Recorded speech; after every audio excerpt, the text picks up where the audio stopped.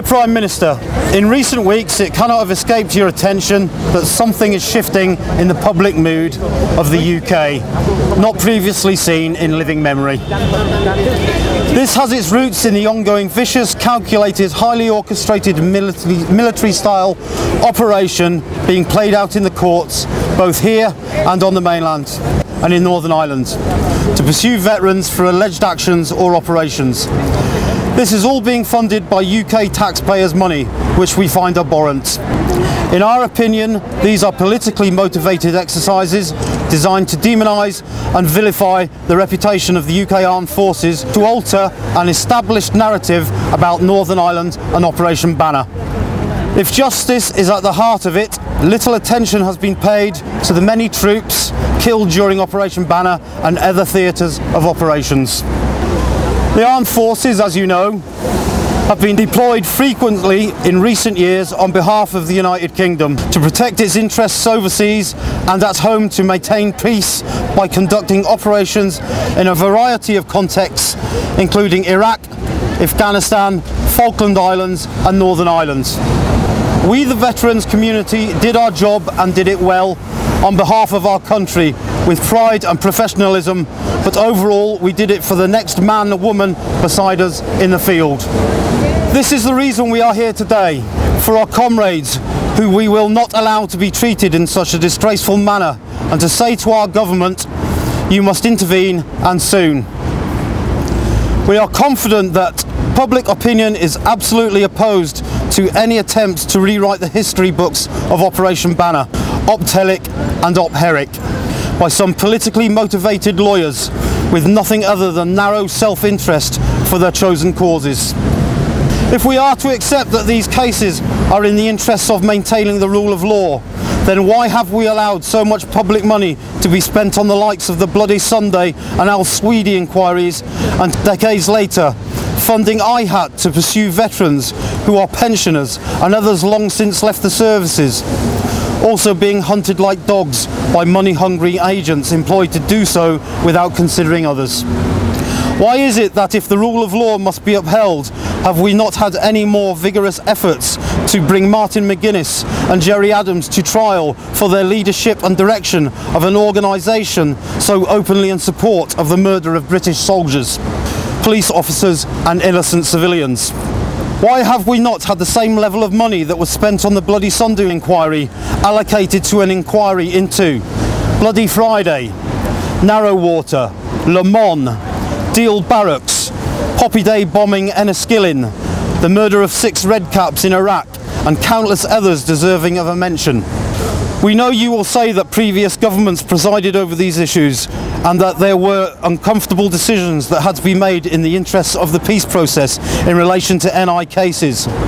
However, if that is to be the case, then this government needs to make more uncomfortable decisions in the interests of this same peace process that has seen the IRA continue to murder at will without any concern whatsoever about being pursued decades later. The time to keep looking backwards is not serving peace at all. Are the lives of our troops in Northern Ireland, Iraq and Afghanistan and elsewhere worth less than others who were lavished with multi-million-pound inquiries for political considerations? The veterans community have been excluded from any input into how legacy issues in Northern Ireland are dealt with. However, others with the resources and financial support are able to keep pushing and pushing the courts until they get the answers they want. That portrays the army in a negative light, unchallenged with the required rigour to repel them. The SAS operation in Loughgall is another example of the preposterous position that we've been left in, with not only one inquest which ruled the SAS operation lawful, but a second one ordered by Jeremy Wright, the solicitor advocate for Northern Ireland, because the families continue their quest to get the courts to give them the answer they demand. We also have the SAS operation in Ardbow, where the MOD paid out £75,000 in compensation after a judge had, in our opinion, nonsensically decided that he shouldn't have been shot by the SAS. A bid is being made for an inquest into this operation as well. When will this stop? We want to ask you, aside from the recent statement made by the Secretary of State for Northern Ireland, What action are you going to take? Because now it is action that is needed before we descend further into this abyss of money-hungry, ambulance-chasing type lawyers and their hired agents encircling veterans like vultures.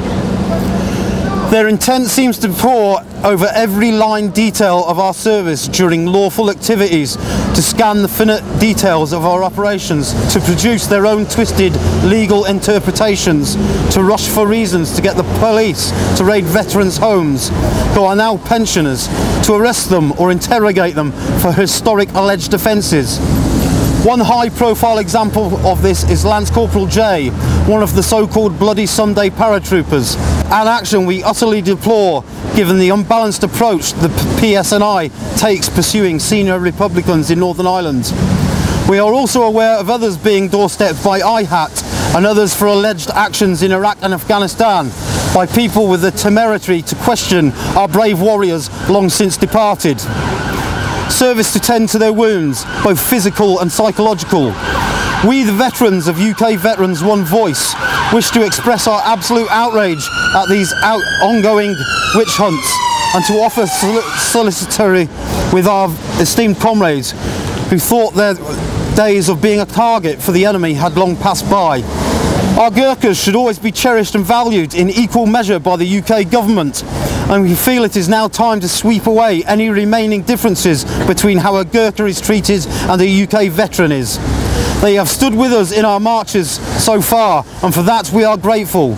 We are all comrades, and they represent everything that is good about us all here today and the United Kingdom Armed Forces.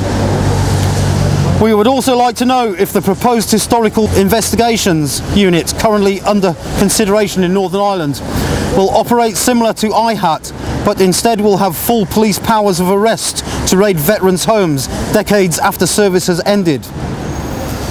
What support mechanisms will be put in place to ensure that veterans do not face an early morning raid by the PSNI, both seen as unnecessary and reversed by the High Court judge who found it completely unjustified?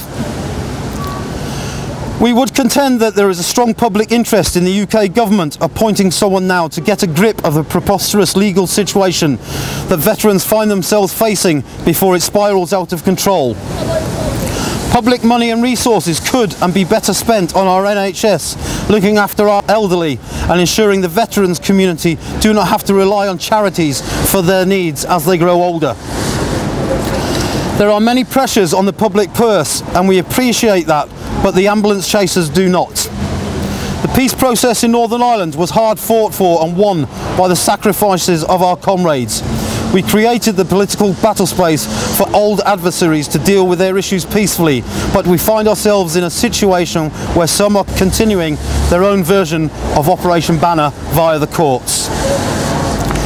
We could present you with a dossier of where things are going wrong. It is a very long list, but for the moment we would implore you to not only say what you will do, but take action to support it. We intend to continue and step up our campaign to highlight these issues both here on the mainland and in Northern Ireland. Our support is growing every day, but we would rather not need to exist at all. However, we feel that it is entirely within the government's gift to resolve. Should legislation be needed to resolve it, then we urge the government to look at this matter urgently. Thank you.